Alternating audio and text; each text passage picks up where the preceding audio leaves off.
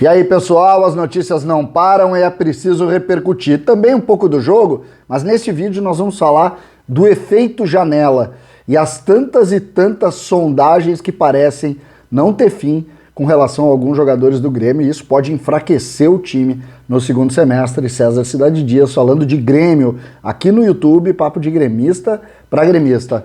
Mas não sem antes, aqui na descrição desse vídeo você tem um link com o passo a passo de um trabalho home office que pode lhe dar mais de R$4.000 de renda extra com investimento de R$67.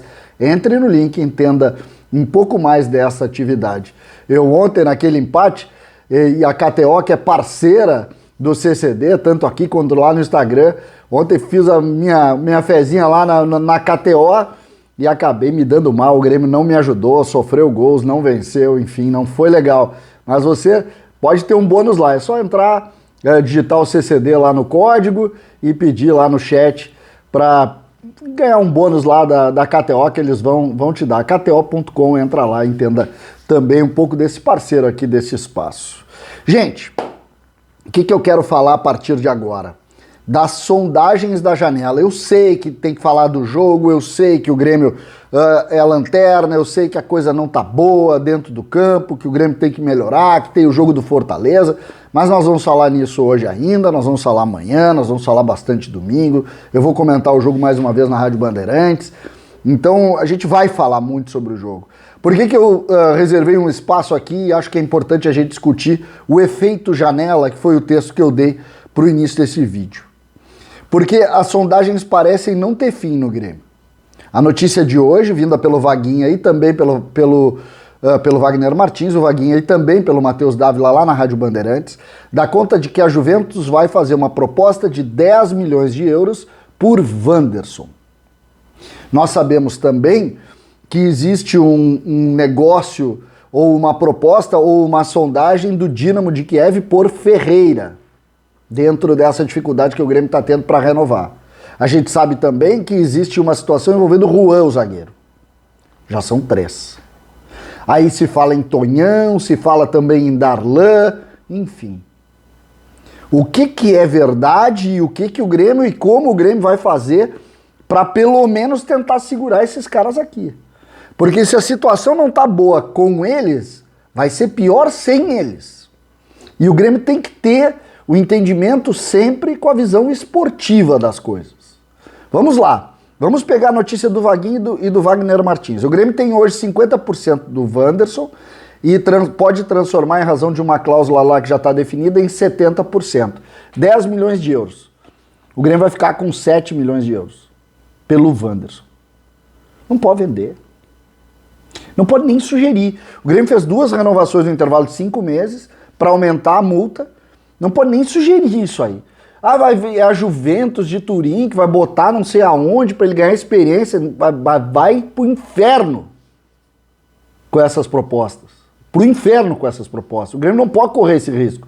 O Ferreira não tem o que fazer. Se o jogador quiser, os caras chegarem aqui e depositarem 8 milhões de euros, o Grêmio tem que liberar. Não tem o que fazer. Aí sai da força do Grêmio, foi na renovação, pode-se dizer que foi mal feito e tal, não interessa. O fato é que se o Ferreira chegar aqui 8 milhões, acabou. O Wanderson não. O Wanderson, a multa é uma multidão de euros. Não é 10 milhões, nem perto de 10 milhões. Então, essa discussão não. E a gente sabe também que para efeito financeiro, a gente viu no último resultado do Grêmio, sequer o valor do PP entrou ainda. Então, eu digo para efeito contábil. Então, o Grêmio está organizado financeiramente. Então, essas notícias é só para acabar com os meus cabelos, que já são poucos. Então, a gente precisa fazer um entendimento do que o Grêmio tem pela frente. O Grêmio tem a Sul-Americana, o Grêmio tem a Copa do Brasil, o Grêmio tem obrigação de melhorar no Campeonato Brasileiro, desesperador o momento do Grêmio no Campeonato Brasileiro. O que a gente pode pensar e sugerir? Que a questão do Wanderson vai ser logo desmentida pelo Grêmio. Eu mandei algumas mensagens, não tive resposta ainda, mas nem me leram. E eu fiz questão de vir aqui porque a notícia é essa. Mas eu não acredito mesmo que o Grêmio vai correr qualquer risco de vender.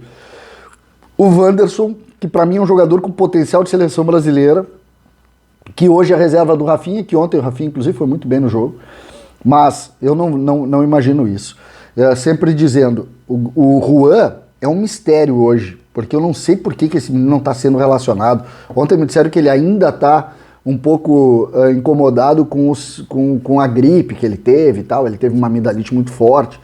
Tomara que seja isso, porque isso aí tu recupera e acabou. Porque não pode ser técnico o problema, ele joga mais que o Paulo Miranda. Mas enfim, essa é uma outra situação.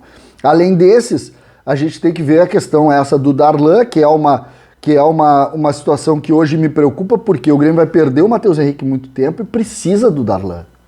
O Grêmio precisa desse médio volante ali, que o Darlan pode fazer, que ontem o Bobson fez. O Matheus Henrique do lado dele, achei que fez um jogo não muito bom, mas o Matheus Henrique é um jogador de seleção brasileira. Então tem mais essa também, pode acontecer do próprio Matheus Henrique, com a visibilidade da seleção, também receber proposta. O Grêmio não é um clube que tem que ser tratado tão somente como vendedor. Nós temos que tirar isso. Agora a hora de focar todo o pensamento na evolução do time, na melhoria dentro do campo, para o Grêmio sair dessa situação. Esse é o nosso momento, esse é o nosso foco. O Grêmio, se não jogar o Rafinha e o Wanderson for vendido, quem é que joga? O Vitor Ferraz? Aí se vender o Darlan, joga quem? Aí se vender o Juan, joga o Paulo Miranda. A gente já sabe onde vai acabar isso. Aí se vender o Ferreira, nós vamos ter que botar um menino ainda que não está pronto para ser titular absoluto do Grêmio. Então essas situações é que me assustam. E eu vejo que essa notícia ela ganha muito corpo quando tu bota os protagonistas. O Ferreira é o Dínamo de Kiev, que a gente sabe que tem muito dinheiro. O Wanderson é a Juventus de Turim. Aí chega aqui uma proposta dessa, o jogador é óbvio, vai dizer, eu quero ir, né? Proposta é a chance da minha vida. Então a situação começa a caminhar para um lado que não me agrada. O efeito janela pode ser terrível para o Grêmio.